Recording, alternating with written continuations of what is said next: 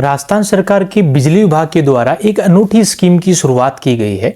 जैसा कि आपको पता है, पहले बिजली का बिल आता था, वो कैसे आता था, पहले उसकी प्रोसेस जाननी है और अब कैसे आएगा उसकी प्रोसेस हम जानने की कोशिश करते हैं। पहले बिजली विभाग के द्वारा एक कर्मचारी हमारे घर भेजा जाता था और वह घर घर जाकर हर एक मीटर की रीडिंग लेता और अपनी डायरी में नोट करता। फिर वह उस डायरी को पावर हाउस लेकर जाता और अपने जो सिस्टम है, कंप्यूटर है, उसके अंदर उन डेटा को फीड करता। उसके बाद वहां से बिल के प्रिंट निकाले जाते और वो 100-150 बिल लेकर और घर घर जाता, या फिर कई बार जैसे जानकारी उसकी ज़्यादा बढ़ जाती तो अपना काम हल्का करने के लिए कोई जानकार जो दुकानदार होता था उनके पास रख देता था। तो जो दुकानदार होता है वो आधों को तो बिल दे देता था और आधों को बिल नहीं देता था, जिसमें क्या होता था कि हर एक कस्टमर के पास वो बिल नहीं पहुंच पाता था।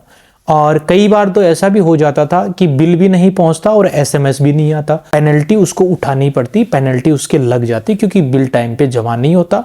और जब बिजली निगम के कर्मचारी उनका कनेक्शन काटने के लिए आते तब वो कहते कि हमें तो पता ही नहीं है हमारा बिल कब आ गया, हमारे पास ना एसएमएस आया। तो राजस्थान सरकार ने इसी का सॉल्यूशन निकाला है।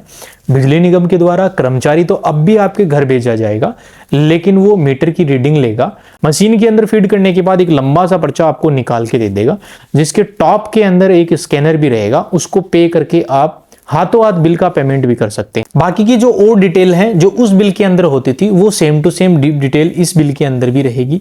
और अगर आप उस टाइम उस बिल को पे नहीं करते हैं तो आपके पास 10 दिन का टाइम भी रहेगा। उस 10 दिन के टाइम पीरियड में आप उस बिल को ऑनलाइन भी पे कर सकते हैं और पावर हाउस में जाकर भी उसको पे कर सकते हैं। तो राजस्थान सरकार की ये अनूठी स्कीम आपको कैसे लगी? क्या इस स्कीम से सब लोगों को लाभ मिलेगा? क्या वो ही प्रॉब्लम देखने को मिलेगी या फिर आपके अकॉर्डिंग क्या नई प्रॉब्लम इससे देखने को मिलेगी? कमेंट करके जरूर बता देना। राम राम सा।